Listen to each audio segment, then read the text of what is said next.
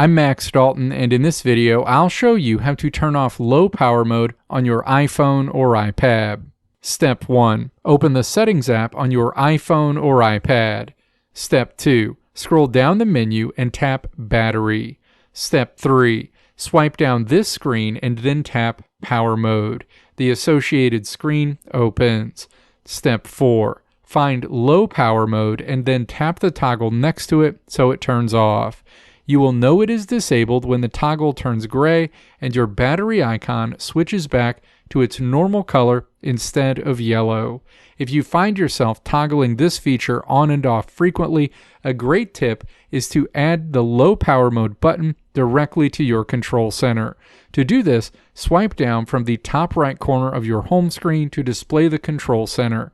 Hold your finger against this screen until you see a minus sign in the top left corner of the icons and then tap Add a Control. Search for Low Power Mode and then tap that option when you see it. Now, whenever you want to quickly turn low power mode on or off, you can simply swipe down from the top right corner of your screen to open Control Center and tap the battery icon. Let me know if this video helped you out in the comments below. If you liked what you saw here, click the video links on the right side of the screen to check out another video.